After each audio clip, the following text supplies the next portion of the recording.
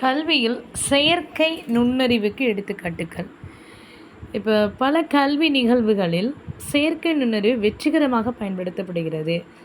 இப்போ டீச் பண்ணுறதுக்கே, ஏன்னா இப்போ ஆசிரியர்களுக்கு மாணவர்களுக்கு இடையே கற்பித்தல் எப்படி இருக்குது அப்படின்னு பார்ப்போம். எமோஷனல் வெல்பீயிங், உணர்ச்சி நல்வாழ்வு.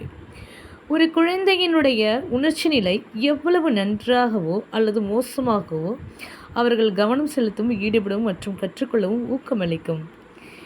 இதை கருத்தில் கொண்டுதான் ஸ்பெயினின் மேட்ரிட்டில் உள்ள ஒரு செயற்கை நுண்ணறிவு துறையினுடைய குழு எங்கே இருக்குது? ஸ்பெயினில் மேட்ரிட்டில் அப்படிங்கிற இடத்துல இருக்கக்கூடிய ஒரு குழு டாக்டர் இம்பெர்னான் குவாட்ராடோ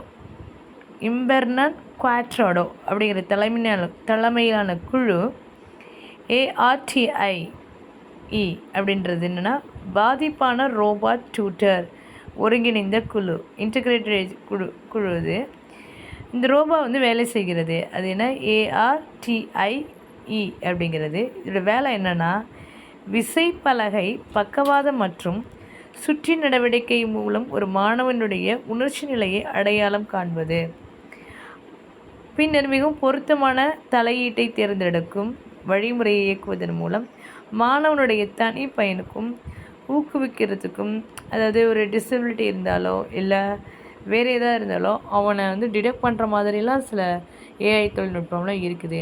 அது ARTI உடைய வடிவமைப்பு அப்படின்னு சொல்கிறாங்க. இந்த குழு என்னென்னா அறிவாற்றல் நிலைகளில் கவனம் செலுத்துகிறது. இப்போ ரொம்ப ஆசிரியர்களால் வழங்கப்பட்ட ஒரு சமூக ஆதரவு நடத்தைகளை இந்த மாணவர்களுடைய கற்றல் திறனுக்கு சாதகமாக பயன்படுத்தலாம். அடுத்து ஃபஸ்ட்டு என்ன டிடெக்ட் பண்ணுது? அது ஆக்சுவலாக உணர்ச்சி நல்வாழ்வு. அவங்க கூட போய் அவன் என்ன பண்ணுறான், அவன் எப்படி ஃபீல் பண்ணுறான் அப்படிங்கிறது அந்த விசைப்பலகை தட்டும் போதே அது உணர்ச்சியை சொல்லிடுது, எமோஷனல் வெல்பீயிங்கை. அடுத்து இடைவெளி கண்டறிதல் மற்றும் ஃபில் பண்ணுதல், spotting and filling the caps.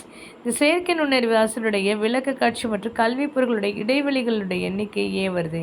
வீட்டுப்பட ஒதுக்கீட்டில் அதிக எண்ணிக்கையான மாணவர்கள் தவறான பதிலை சமர்ப்பிக்கும் போது ஆசிரியர்கள் கணினியில் எச்சரிக்கப்படுகிறது.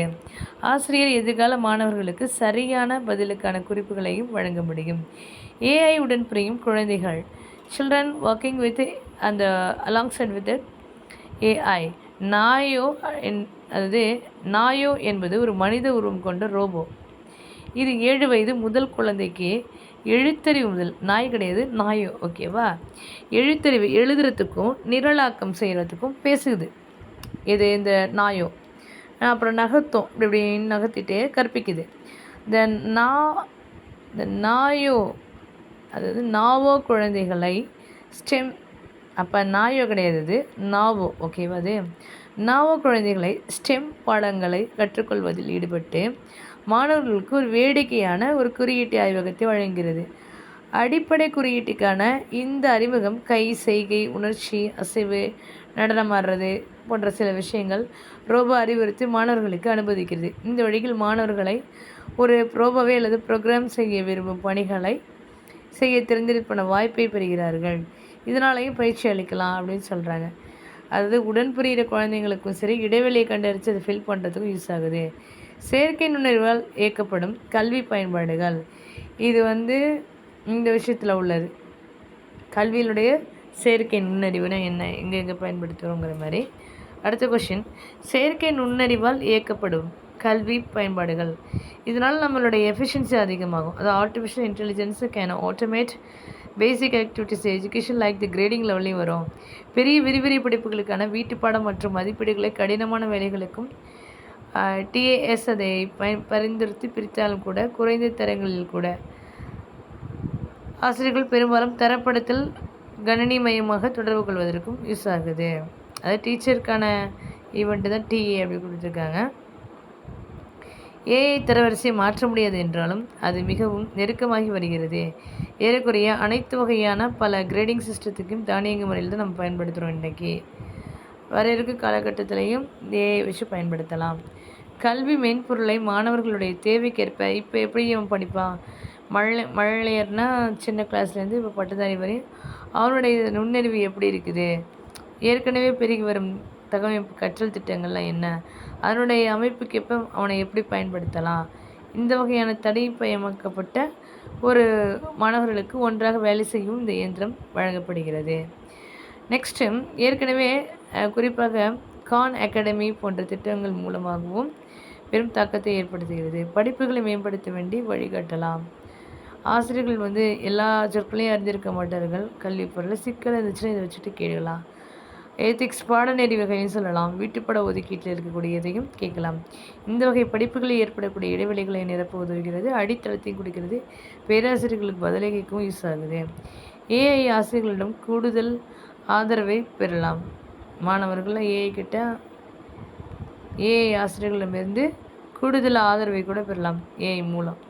ஏன்னா எந்த விஷயமா இருந்தாலும் சரி, குறைந்தபட்சம் பயிற்சியாளர்கள் எப்படி வழங்குறாங்களோ அதே மாதிரி குறைந்தபட்சம் இன்னும் இல்லை, இப்படி வெளிப்படையான விஷயங்கள் இல்லை. பட் இருந்தாலும் எதிர்காலத்தில் பூஜ்ஜியங்கள் மற்றும் அவற்றில் மட்டுமே இருக்கும். ஆசிரியர்களில் அதிக மாணவர்கள் பயிற்றுவிக்கப்படுவதை காணலாம். செயற்கை நுண்ணறிவை பேஸ் பண்ணி நம்ம நிறைய விஷயங்கள் அடிப்படை கணிதம், எழுத்து, பிற பாடங்களையும் நம்ம கற்றுக் கொடுக்கலாம். இந்த திட்டம் மாணவர்களுக்கு மிகுந்த முறையில் இருக்கும், உயர்தர சிந்தனைக்கு உகந்ததாக இருக்கும் அப்படின்னு சொல்கிறாங்க. ஏஐ சார்ந்த திட்டங்கள் ட்ரிவன் ப்ரோக்ராமிங் எதுக்கு யூஸ் ஆகுதுன்னா, இப்போ என்ன, ஆசிரியருக்கும் மாணவர்கள் டீச் பண்ணணும், ஏஐ உருவாக்கி அவ்வளோதான். பாடத்திட்டத்தை சார்ந்த திட்டங்களை எப்படி பயன்படுத்தலாம் செயல்திறனில் அப்படிங்கிறது இது.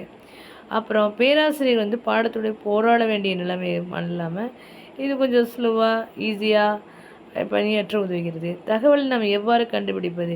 It is altering how we can find that and interact with the information.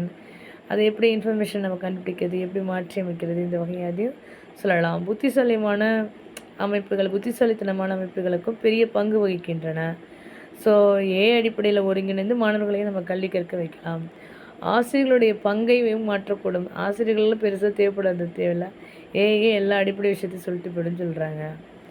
அடுத்து, முயன்று தவறி கற்றலானது அச்சுறுத்தலாக ஆக்குகிறது.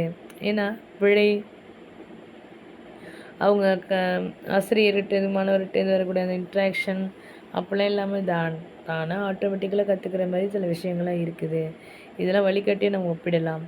ஏஐ மாணவர்களுடைய தரவை வச்சு கண்டுபிடிக்கிறது, ஆதரிப்பது. அதாவது டேட்டாவுடைய powered by AI can change how the school சப்போர்ட்டில் ஸ்டூடெண்ட்ஸ்க்கு எப்படி யூஸ் ஆகுது அப்படின்ற விஷயத்தையும் சொல்லிப்பாங்க. என்ன படிக்கலாம், ஸ்டூடெண்ட்ஸ்க்கு என்ன குறிக்கோள், என்ன தேவைகள், வழிகாட்ட பயிற்சியெல்லாம் கொடுக்குது. மாணவர்கள் எங்கே கற்கிறார்கள், எதை கற்கலாம், எங்கே போகலாம் படிக்கலாம் அப்படிங்கிற எல்லா விஷயத்தையும் மென்பொருள் ஆதரவை பயன்படுத்தி சில விஷயங்களை செய்கிறது. ஏஐ ஒருங்கிணைத்தல் மூலம் தேசிய செயற்கை குறிக்கோள் அடுத்து போகும்.